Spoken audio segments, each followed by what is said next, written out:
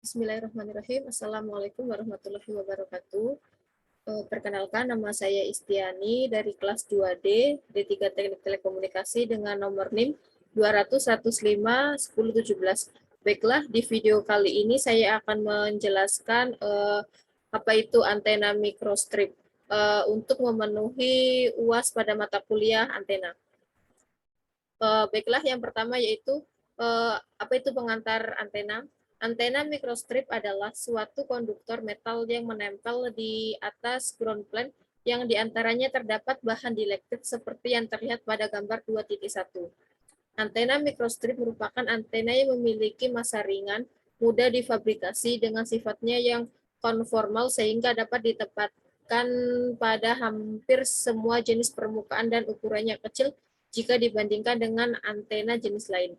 Karena sifat yang dimilikinya, antena microstrip sangat sesuai dengan kebutuhan saat ini, sehingga dapat diintegrasikan dengan peralatan telekomunikasi lain yang berukuran kecil. Akan tetapi, antena microstrip juga memiliki beberapa kekurangan, yaitu bandwidth yang sempit, gain dan directivity yang kecil, serta efisien yang rendah. Yang selanjutnya yaitu karakteristik antena. Antena microstrip terdiri dari 3 lapisan, yaitu conducting patch, substrat dielectric, dan ground plane. Masing-masing dari bagian ini memiliki fungsi yang berbeda. Yang pertama yaitu conducting patch. Patch ini berfungsi untuk meradiasikan gelombang elektromagnetik ke udara, terletak di paling atas dari keseluruhan sistem antena. Patch terbuat dari bahan konduktor, misal tembaga. Bentuk patch bisa bermacam-macam: lingkaran, rectangle, segitiga, ataupun bentuk circular ring. Yang kedua yaitu substrat dielectric. Substrat dielectric ini berfungsi sebagai media penyalur GEM dari catuan. Karakteristik substrat sangat berpengaruh pada besar parameter-parameter antena. Pada antena microstrip, semakin tinggi besar permitivitas relatif, ukuran konduktif patch akan semakin kecil dan sebagai akibatnya memperkecil daerah radiasi. Pengaruh ketebalan substrat dielectric terhadap parameter antena adalah pada bandwidth-nya. Penambahan ketebalan substrat akan memperbesar bandwidth, tetapi berpengaruh terhadap timbulnya gelombang permukaan atau subwave. Yang ketiga yaitu ground plane.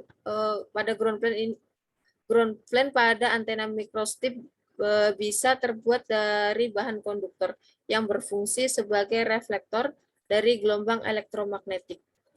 Bentuk gelombang konduktor bisa bermacam-macam, tetapi yang pada umumnya digunakan adalah bentuk persegi 4 dan lingkaran karena lebih mudah direalisasikan. Baiklah, untuk soal selanjutnya yaitu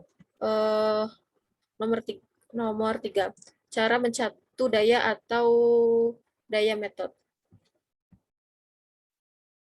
Cara mencatu daya antena yaitu ada beberapa. Yang pertama yaitu microstrip feed line. Pada jenis saluran ini, sebuah garis langsung terhubung ke tepi dari patch microstrip. Skema pencatuan microstrip line. Tujuan dari penyisipan cut line dalam patch ini adalah untuk mencocokkan impedansi dari saluran terhadap patch tanpa memerlukan penambahan elemen matching lainnya. Maka hal ini merupakan skema pembuatan saluran yang mudah karena memberikan kemudahan fabrikasi dan kesederhanaan dalam pemodelan serta pencocokan impedansi. Yang selanjutnya yaitu coaxial feed coaxial, atau saluran probe dengan teknik yang sangat umum digunakan untuk saluran microstrip patch antena.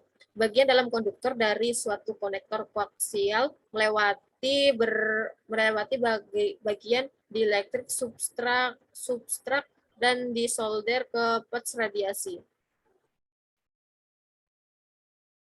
Sedangkan bagian luar konduktor terhubung ke ground plane. Skema pencatuan probe koaksial ini memiliki keuntungan dari jenis saluran ini adalah Saluran dapat ditempatkan pada lokasi sesuai kebutuhan di dalam patch agar sesuai dengan impedasi itu. Faktor utama kelemahannya adalah bahwa saluran ini bekerja pada bandwidth yang sangat sempit dan cukup sulit dalam fabrikasi karena lubang harus dibor pada substrat dan konektor yang menonjol pada bagian luar ground, sehingga tidak membuat sepenuhnya planar atau ketebalan substrat. Yang ketiga yaitu aperture coupled fit. Dalam jenis teknik saluran ini, radiasi patch dan saluran microstrip dipisahkan oleh ground plane. Penghubung antara pad dan saluran dilakukan melalui slot atau aperture pada ground. Skema pencatuan aperture coupled celah kopling biasanya berpusat di bawah patch yang mengarah lebih rendah dengan konfigurasi simetris pola menyilang. Jumlah kopling dari saluran untuk patch ditentukan oleh bentuk, ukuran, dan lokasi celah. Secara umum, bahan dielektrik yang lebih tinggi digunakan untuk substrat dasar dan lebih tebal. Untuk material yang memiliki konstanta dielektrik yang rendah digunakan untuk substrat atas agar mengoptimalkan radiasi dari patch. Yang selanjutnya yaitu proximity coupled fit. Jenis teknik saluran ini juga disebut sebagai skema kopling elektromagnetik. Digunakan dua substrat 18 dielektrik dan garis saluran di antara kedua substrat tersebut dan radiasi patch beberapa pada bagian atas dan pada substrat teratas. Keuntungan utama dari teknik ini adalah bahwa saluran dapat menghilangkan sebaran radiasi serta dapat menyediakan bandwidth yang sangat tinggi dikarenakan oleh kenaikan keseluruhan ketebalan microstrip antena patch. Skema ini juga menyediakan pilihan antara dua bahan media dielektrik yang berbeda, satu untuk patch, satu untuk saluran untuk mengoptimalkan performa individu. Yang selanjutnya yaitu saya akan menjelaskan patch rectangular. Pada patch rectangular ini merupakan konfigurasi yang paling banyak digunakan. Sangat mudah untuk menganalisis menggunakan model saluran transmisi dan rongga yang paling akurat untuk substrat tipis. Yang pertama yaitu model saluran transmisi. Pada model saluran transmisi ini ada beberapa, yaitu yang pertama efek fringing, karena dimensi patch terbatas sepanjang dan lebar. Di antara di tepi patch mengalami fringing. Jumlah pinggiran adalah fungsi dari dimensi tambalan dan ketinggian substrat.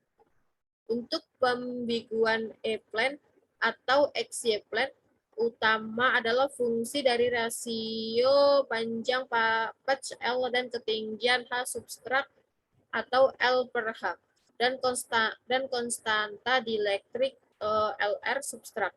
Karena untuk antena microstrip L per H1 fringing berkurang, namun itu harus diperhitungkan karena mempengaruhi frekuensi resonansi antena. Hal yang sama berlaku untuk lebar. Fringing dalam hal ini membuat garis microstrip terlihat lebih lebar secara elektrik dibandingkan dengan dimensi fisiknya.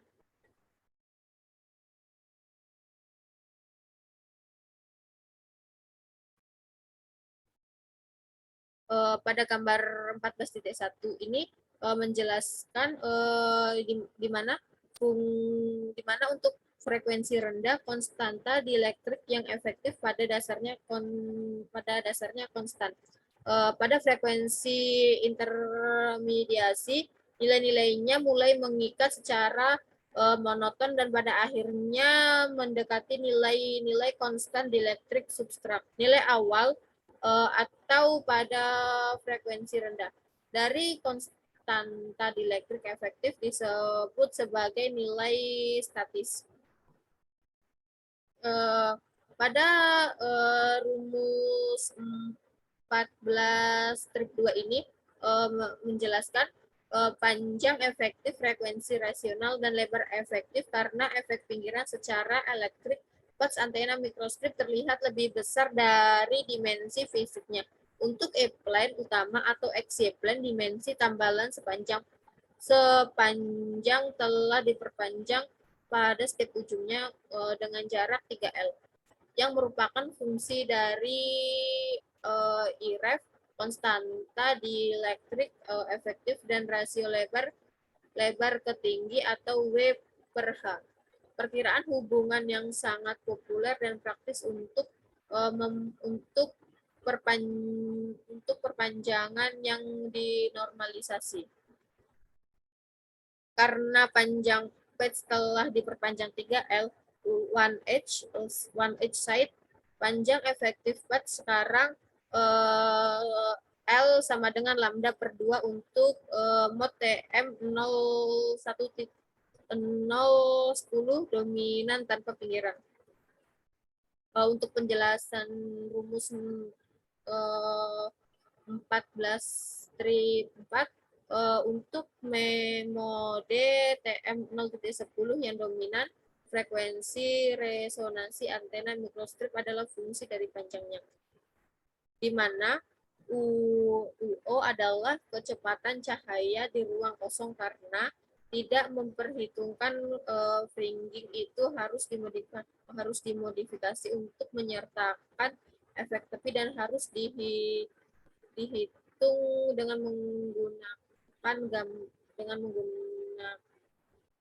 desain. Untuk penjelasan rumus 14.5 dan 15A, yaitu desain prosedur ini mengasumsikan bahwa informasi ditentukan meliputi konstanta dielektrik substrat atau IR, frekuensi resonansi FR, dan ketinggian substrat H. Untuk gambar 14-6, yaitu prosedurnya adalah sebagai berikut. Untuk radiator anefisiensi, lebar praktis yang mengarah pada efisiensi radiasi yang baik, di mana UO adalah kecepatan cahaya ruang yang bebas.